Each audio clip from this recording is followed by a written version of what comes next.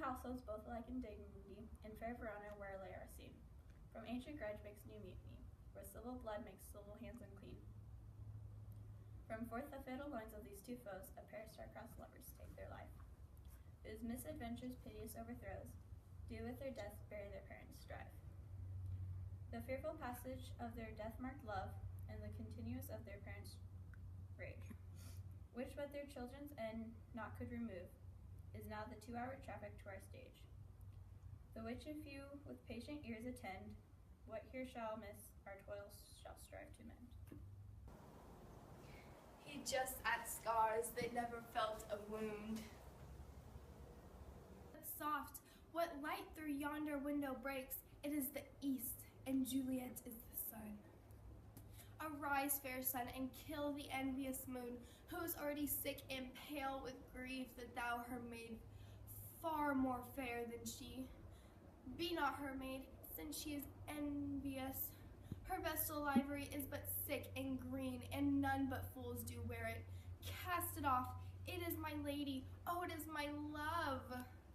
Oh, that she knew she were. She speaks, yet she says nothing.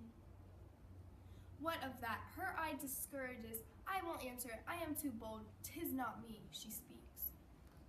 Two of the fairest stars in all the heaven, having some business to do, entreat her eyes, to twinkle in their spheres till they return. What if her eyes were there? They in her head? The brightness of her cheek would shame those stars as daylight doth a lamp. Her eyes in heaven would through the airy region stream so bright that birds would sing and think it were not night. See how she leans her cheek upon her hand. Oh, that I wore a glove upon that hand, that I might touch that cheek. Amy! She speaks. Oh, speak again, bright angel, for thou art as glorious to this night being over my head, as is a winged messenger of heaven unto the white upturned wondering eyes of mortals that fall back to gaze on him when he bestrides the lazy pacing clouds and sails upon the bosom of air. O Romeo, Romeo, wherefore art thou, Romeo? Deny thy father, and refuse thy name, or if thou wilt not, be but sworn my love, and I'll no longer be a Capulet. Shall I hear more, or should I speak at this? 'Tis but thy name that is my enemy. Thou art thyself, thou not a Montague. What's Montague? It is nor hand, nor foot, nor arm, nor face, nor any other part belonging to a man. Oh, be some other name. What's in a name? That which we call it by a rose. Any other name would smell as sweet, so Romeo would, were he not, Romeo called to retain the dear perfection which he owes. Without that title, Romeo doth thy name, and for that name which is no part of thee, take all myself. I take thee at thy word. Call me but love, and I'll be new baptized. Henceforth I will never be Romeo. What man art thou, that thus bescreamed at night, so stumblest on my counsel? By a name I know not how to tell thee who I am. My name, dear saint, is hateful to myself because it is an enemy to thee. Had I written it, I would tear the word. My ears have not yet drunk 100 words of that tongue utterness. Yet I know the sound. Art thou not Romeo, and a Montague? Neither, fair saint, if either thee dislike. How camest thou hither? Tell me, and wherefore? The orchard walls are high and hard to climb, and the place death considering who thou art, if any of my kinsmen find thee here.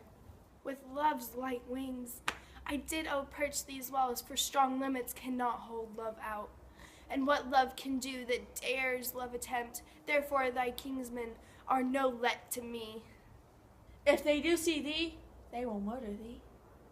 Alack, there lies more peril in thy eye than 20 of their swords. Look, thou art sweet, and I am proof against their enmity. I would not for the world they saw thee here. I have night's cloak to hide me from their sight. And but thou love me, let them find me here. My life were better ended by their hate than death preluded, wanting of thy love. By whose directions foundest thou out this place? By love, that first did prompt me to inquire. He lent me his counsel. and I lent him eyes. I am no pilot, yet wert thou as far as that vast shore washed with the farthest sea, I would adventure for such merchandise. Thou knowest the mask of night is on my face, else would the maiden blush be paint my cheek for the which thou hast heard me speak tonight. Vain would I dwell on from fame, vain deny what I have spoke. But farewell, compliment, dost thou love me?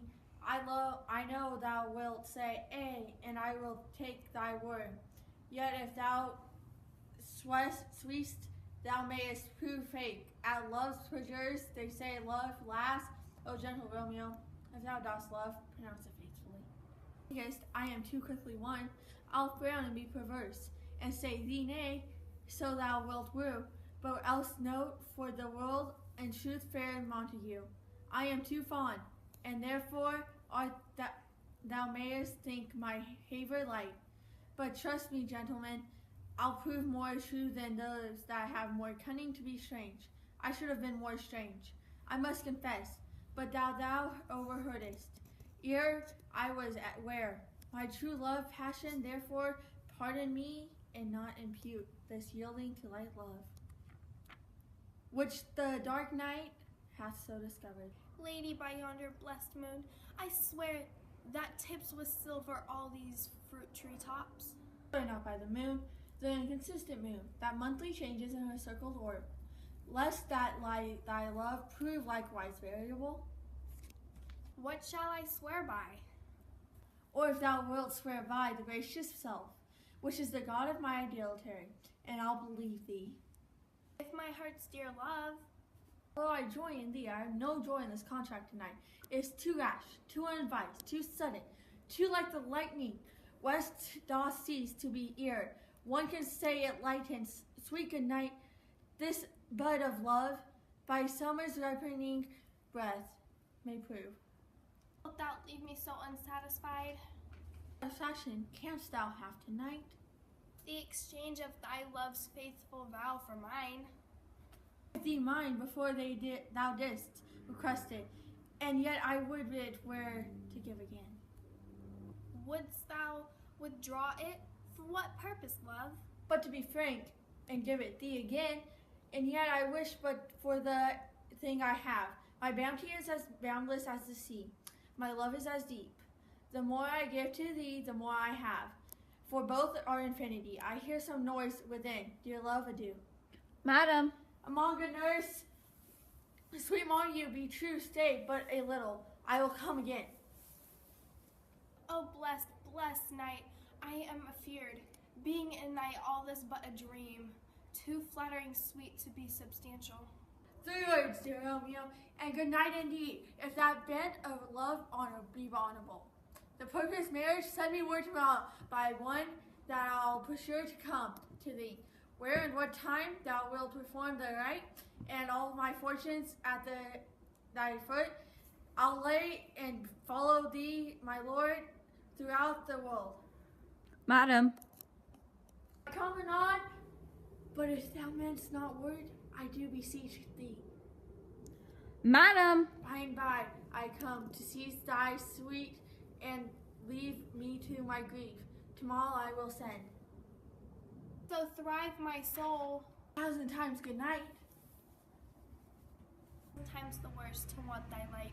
Love goes toward love as schoolboys from their books, but love from love toward school with heavy looks. Hist, Romeo, hist. Oh, for a frail nursed voice to lure this tassel back, gentle back again. Bondage is hoarse and may not speak aloud. Else would I tear the cave where echoes lies, and makes her airy tongue more hoarse than mine. The repetition of my Romeo's name. Romeo! It is my soul that calls upon my name. How silver sweet sound lover's tongue by night, like softest music to attending ears. Romeo! My sweet, At o'clock tomorrow shall I send to thee. by the hour of 9. Not fail. 'Tis 20 years till then I have forgot why I did call thee back. Let me stand here till thou remember it. I shall forget to have thee still stand there remembering how I loved thy company. and I still stay to have thee still forget, forgetting any other home but this. Morning, I would have thee gone, and yet no farther than a wanton's bird, that's let it hop a little from her hand, like a poor prisoner in his twisted gyves, and with a silk thread plucks it back again, so loving jealous of his liberty. I would I were thy bird. So would I. Yet I should kill thee with much cherishing good night. Parting is such sweet sorrow, that I shall say good night till it be morrow. Sleep dwell upon thine eyes, peace in thy breast. Would I were sleep and peace, so sweet to rest. Hence I will go my ghostly father's cell, his help to crave and my dear hap to tell.